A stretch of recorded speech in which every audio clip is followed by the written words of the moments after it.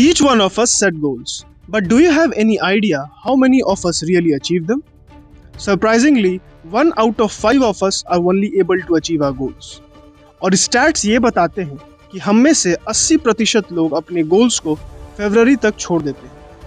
There seems to be a problem of why we are not able to achieve them or how can we achieve them. And more fundamentally, a problem with how we set our goals, aka goal setting. On this journey of growth, हमें ऐसे कई ideas और principles मिले हैं जिन्होंने इस problem को solve करने में हमारी काफी मदद की है. And from them you can pick and choose what might work for you. Now on to the video. Welcome to New School of Growth. My name is Shivam Jha. And I am Devang. When talking about goal setting, the first and foremost thing is that we need to write our goals down. Research हमें ये बताती है कि जब हम अपने goals को लिखते हैं, either on paper or digitally, then in goals को achieve करने के chances काफी ज़्यादा बढ़ जाते हैं as compared to goals that never get written. But the question is, हमें अपने लिए क्या गोल्स बनाने चाहिए, कैसे गोल्स बनाने चाहिए और उन्हें किन तरह से बनाने चाहिए? क्योंकि asking the right question has always been the solution and same goes here as well.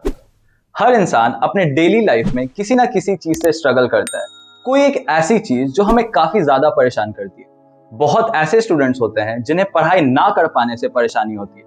बहुतों को अपने हेल्थ रिलेटेड परेशानियां होती है. एंड कई ऐसे भी लोग हैं जिन्हें अपने रिलेशनशिप्स को ठीक करना होता है. Similarly, there can be n number of problems in many different areas in which we want to see some sort of growth or some positive changes or some better results. When talking about goal setting, we must realize कि हमें अपने goals किसी और के कहने पे या किसी भी ल्यूक्रेटिव चीज को पाने के लिए सेट नहीं करना है.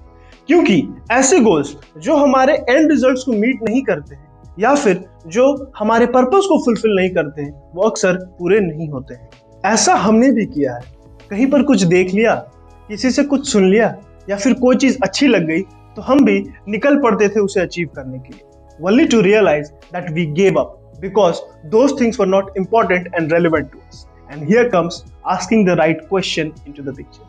हमें अपने लाइफ के उस पेन को आइडेंटिफाई करना है जिसे हम कम करना चाहते हैं या खत्म करना चाहते हैं, या उस गैप को ढूंढना है जिसे हम भरना चाहते हैं. And this can be anything.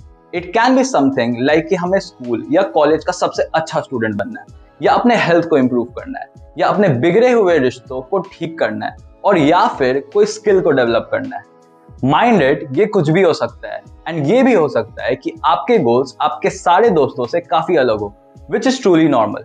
But your goal should be yours and not someone else's. Once we have identified this gap or pain, now it's time to look for the ways through which these gaps can be filled. Let's suppose कि आपने 5 ऐसी चीजों या 5 goals को identify किया जिसे आप achieve करना चाहते हैं. तो अब हम क्या करेंगे? क्या हम उन 5 चीजों को करना स्टार्ट कर देंगे? गलत. Out of those 5 or 10 things which you have discovered, you have to find out the most important, the most required, and the most relevant one. And to sort this out, we can also use Pareto's law. Stated by an Italian polymath, Vilfredo Pareto, the Pareto principle, also known as the 80-20 principle, states that 80% of the consequences come from 20% of the causes. So, out of those 5 or 10 things, we have to identify 1 or 2 things, यानी कि ऐसे 20% of the task या goals जिनको achieve करने से हमारे 80% of the results would be achieved or majority of the problems would get sorted. Like in our case, we wanted to do a lot of things. हम अपनी बातों को दूसरों के साथ शेयर करना चाहते थे. हम कुछ नॉन कन्वेंशनल करना चाहते थे. And we wanted to help people to realize their potential and build an empowering mindset. And at the same time, we also wanted to build a living out of it. So in our case, those 80% of results या outputs को achieve करने के लिए that 20% of action or solution was starting our own YouTube channel and create value-loaded content that could help other people. I hope you get the point. अगर आपको ये video helpful लग रहा है, then do hit that like button. Now let's try to understand कि इतना कुछ identify करने के बाद हमें किन-किन बातों का ध्यान रखना चाहिए जिसके थ्रू हम अपने गोल्स को अचीव कर पाए, and not like those 4 out of 5 people who never achieve their goals. One thing that truly helps us to achieve our own goals is that we create some non-negotiables for ourselves. Like Abraham Maslow said, a musician must make music, an artist must paint, a poet must write. उसी तरह हम अपने लिए भी ऐसे non negotiables बनाते हैं जिसे हम किसी भी हालत में करते हैं, लाइक डेली बुक्स पढ़ना, वीकली बेसिस पे वीडियोस प्रोड्यूस करना। No matter what, we try to do these non negotiables day in and day out.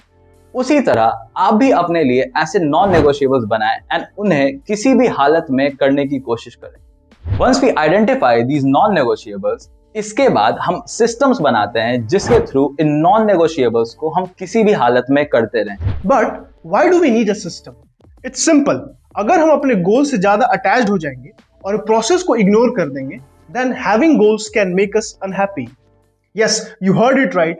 Goals can make us unhappy. Reason being, too much attachment and fixation with our goals can reduce the focus that we need in the process, which ultimately leads to our goal. गोल से ज्यादा attached हो जाने के बाद हम ऐसे जीने लगते हैं कि हमें कुछ चीज मिली तो हम खुश हैं, और हमें अगर कुछ चीजें नहीं मिली तो हमारी खुशी भी नहीं, and that is where we make a mistake. Since our process is equally important as our goals, we need certain rules of operation, aka systems, to stay focused in that process. As James Clear says, we do not rise to the level of our goals, we fall to the level of our system. So what kind of system are we talking about here? हर वो छोटी से बड़ी चीज जो हमें अपने goals की तरफ लेके जाती है या हमें एक बेटर या इम्प्रूव्ड वर्जन बनाने में मदद करती है, वो सब एक सिस्टम का पार्ट है। चाहे वो अपने पुराने दोस्तों को छोड़ना हो जो शायद अब अपने लाइफ में ग्रो करना छोड़ चुके हैं, चाहे हमें अपने आसपास के माहौल को अपने गोल्स के अनुकूल बनाना हो, चाहे हमें अपने पेरेंट्स से दूर या पेरेंट्स के पास जाना हो, हर वो छोटी छोटी चीजें जो हमें हमारे गोल्स की तरफ लेके जाती हैं, उन्हें हम सिस्टम्स कहते हैं। Once we have a system designed for ourselves, the chances of getting back to our old habits or relapsing into some previous bad habits or not achieving goals becomes very less. As in our case, हमें हमारे goals के लिए भी कुछ systems बनाने पड़े। पहले each of us used to live at different places, but for the purpose of what we are doing right now, we had to come and live together, and we did that. हमें एक setup की जरूरत थी, हमने वो भी किया। हमें एक स्ट्रॉन्ग और अच्छे मॉर्निंग रूटीन की भी जरूरत थी। We are working on that. और इस गोल को अचीव करने के लिए हम अपने कुछ दोस्तों को पीछे भी छोड़ के आए। Since we have created a system for ourselves, we are almost on the right track most of the times. क्या आपने देखा कि मैंने अभी वर्ड almost यूज किया? Because इतने सारे प्लानिंग्स के बाद भी, इतने सारे सिस्टम्स को डेवलप करने के बाद भी, we may not be 100% successful in our pursuit. And this is because of something called as planning fallacy. The planning fallacy is a phenomenon in which predictions about how much time will be needed to complete a future task display an optimism bias and an underestimation about the time needed. इसका मतलब ये है कि जब भी हम अपने goals को प्लान करते हैं तो गोल्स को अचीव करने में जो एग्जैक्ट समय लगता है उसे हम मिसकैलकुलेट कर देते हैं, एंड इस प्लानिंग के दौरान फ्यूचर में आने वाली अनसर्टेनिटीज को भी हम इनकॉर्पोरेट नहीं करते।